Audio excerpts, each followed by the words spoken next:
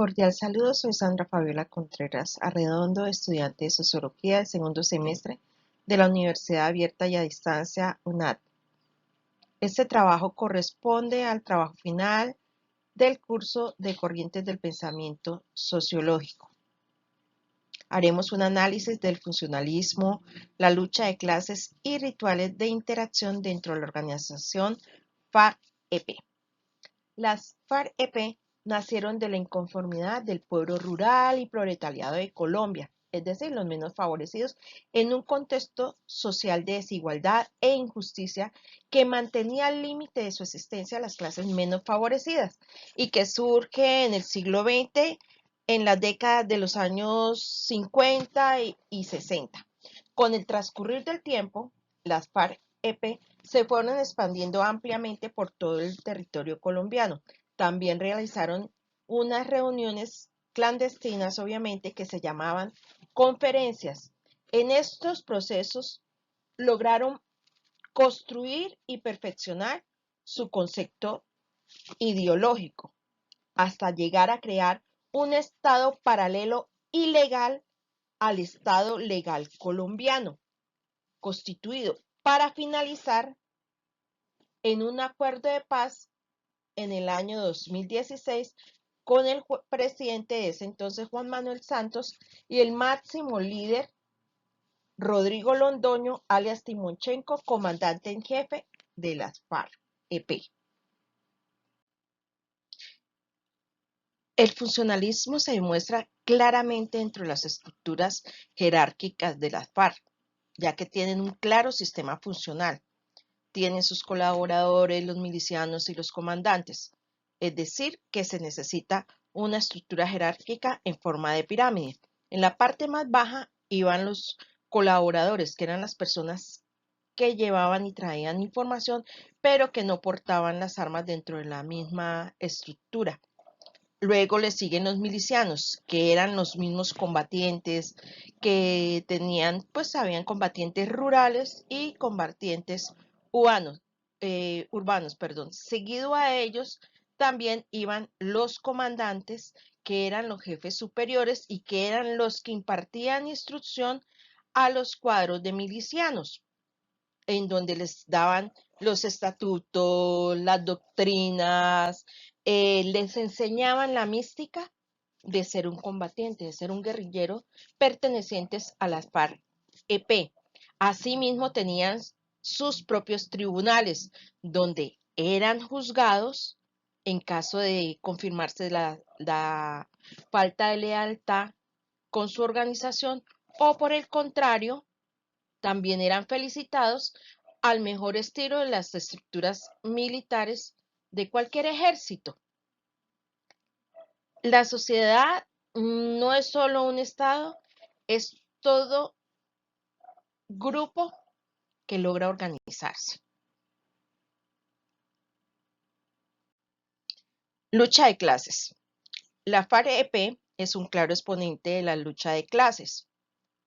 En ese entonces, en el gobierno y en Colombia, existía claramente, como lo existe hoy, como lo ha existido siempre, la clase burguesa representada por los grandes capitalistas, dueños de la economía colombiana, y los políticos secuaces que trabajan solamente en favor de estos conglomerados comerciales.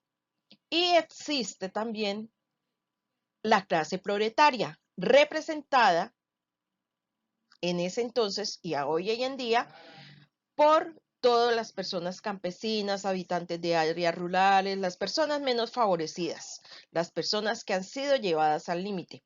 En ese entonces, en la creación de la FARC-EP y entre los territorios que ellos manejaron, se aprovecharon o tomaron la marginalidad y el abandono por parte estatal, y fueron ellos los que se consagraron como autoridades plenas dentro de sus territorios. Ellos eran los que mandaban, ellos eran los que imponían las órdenes, ellos eran los que les decían qué comprar, qué no comprar, cuándo salir y cuándo no salir. También asimismo dentro de estas zonas hicieron el reclutamiento tanto de menores como de personas que tenían un sentido afín a la lucha revolucionaria y en algunas ocasiones lo hicieron en contra de los deseos de las personas. Entonces fue un reclutamiento impuesto.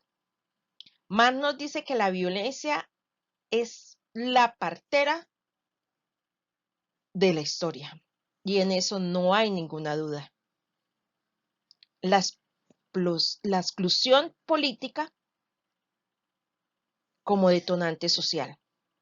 Cuando la persona, cuando el pueblo, cuando el oprimido se siente excluido y explotado, debe manifestarse y es obligación del mismo pueblo manifestarse. Y eso es una historia que la sociología ha podido observar durante el transcurrir del tiempo, no solamente en territorios colombianos, sino a nivel mundial. Se repite y se repite. ¿Hasta cuándo se seguirá repitiendo esta historia? Vienemos a ver cuando los políticos cambian de mentalidad. Rituales de interacción. Son claramente observables dentro de las filas de las FARC-EP. Ellos tenían su propia mística, sus estatutos, sus rituales, sus tribunales, y todo esto generaba sentido de pertenencia. El realizar unos cantos, el tener su mística, la instrucción, el saludo a sus propios comandantes, esto generaba una identidad colectiva y un sentido de pertenencia. Por eso Collins nos dice que los rituales transforman individuos en miembros. 3 verdades incómodas. Mi reflexión. La primera, las FARC-EP fueron un estado paralelo que llenó los vacíos generados por el abandono, la negligencia, la falta de voluntad y la incapacidad de los políticos y del Estado colombiano mismo. 2. Su fuerza no estuvo solamente en las armas, sino en la inconformidad de la sociedad más afectada y la capacidad de capitalizar pobreza y resentimiento social por parte de las FARC-EP. 3. Los rituales son tan poderosos que convierten la violencia en una identidad.